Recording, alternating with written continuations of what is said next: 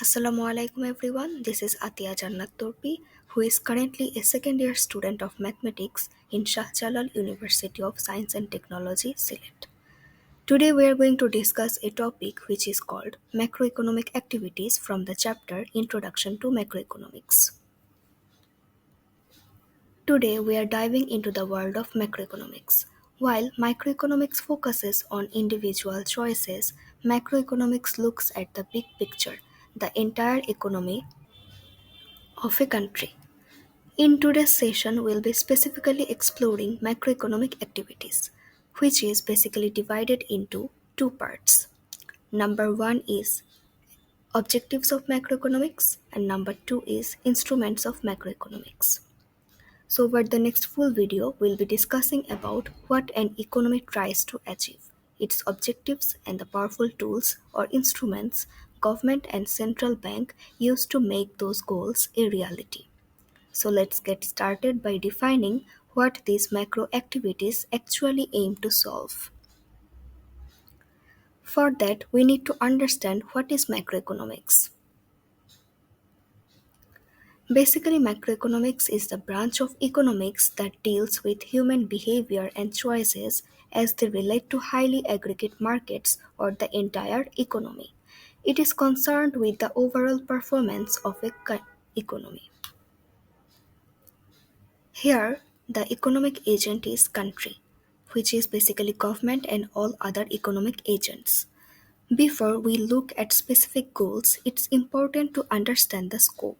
So basically, macroeconomics discusses the various problems that occur in a country's economy, like recessions or inflation, and seeks to solve them efficiently. It isn't just about numbers, it's about the quality of life for every citizen. It analyzes how the government manages resources to ensure the system doesn't collapse under the weight of financial crisis. Essentially, it provides the roadmap for national prosperity by focusing on three primary pillars, where the number one is high GDP growth. Our very first primary objective is high GDP growth. If the production of goods and services grows faster than the population, that means the country is achieving economic prosperity, as higher production leads to higher income, employment, and living standards. However, we must be honest. Simply growing the GDP doesn't guarantee that the wealth is shared equally. A country can get richer while the poor stay poor.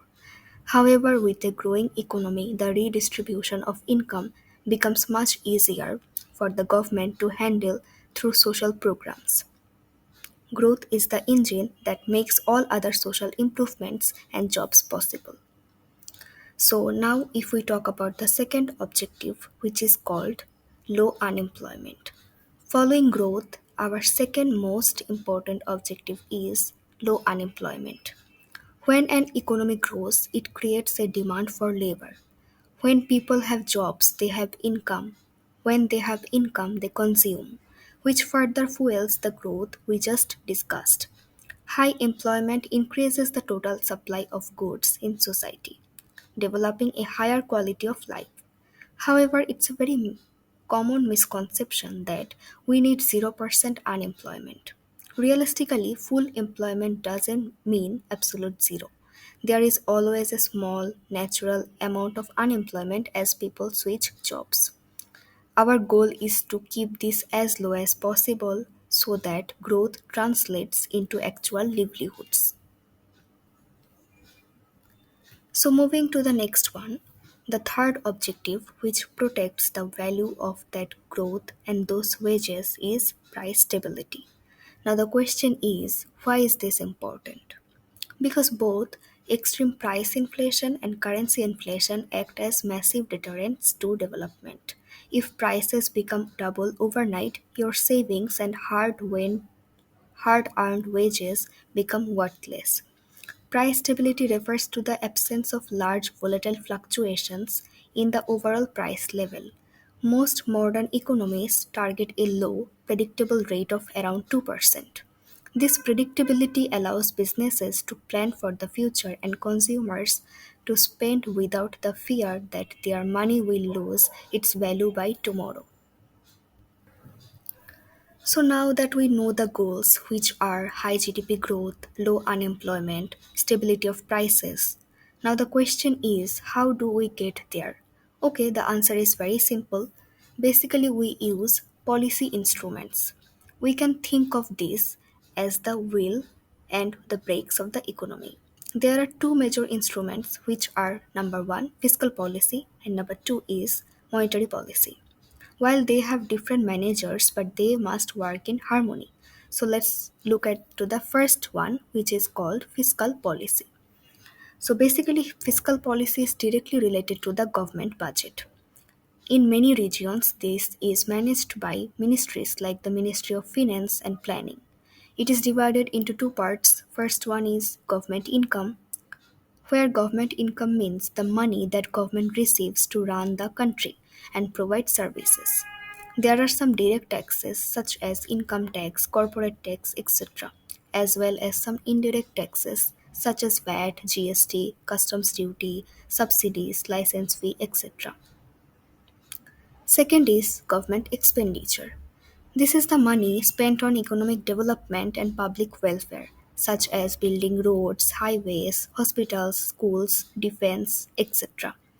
By adjusting how much they tax and how much they spend, the government can directly influence how much money is circulating in the streets. So that we understood the first policy, which is fiscal policy, now let's talk about the next one, which is called monetary policy. While the government handles the budget, the central bank handles the money itself through monetary policy. Their primary job is to control the money supply and credit in the economy. They decide how much money is available in the market and how expensive it is to borrow.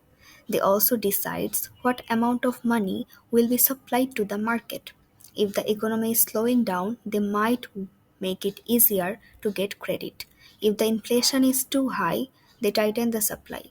The central bank acts as a monitor for all other banks to ensure the entire financial system remains stable and trustworthy. So, after all these discussions, the question remains, how do these two work together? So, basically, fiscal policy focuses on maintaining high GDP growth and low unemployment, but it relies on price stability to stay effective. Without stable prices, government spending just leads to more inflation. So, we can say that fiscal policy maintains high GDP growth and low unemployment with the help of price stability. On the other hand, monetary policy focuses heavily on maintaining that price stability. By keeping inflation in check, it creates the environment necessary for the fiscal policy to successfully drive growth and create jobs. One provides the power, the other provides the stability. So we can say that monetary policy maintains price stability for high GDP growth and low unemployment. At the end of the discussion, we can say macroeconomics is the art of balancing multiple goals at once. We strive for a society where people have jobs, prices are predictable, and the economy is growing. To reach these heights, we use the dual engines of fiscal and monetary policy. When these are managed efficiently, a country can overcome economic hurdles and provide a better life for the citizens. So, this was the part of today's video. Hope you understood all the topics. Thank you for watching.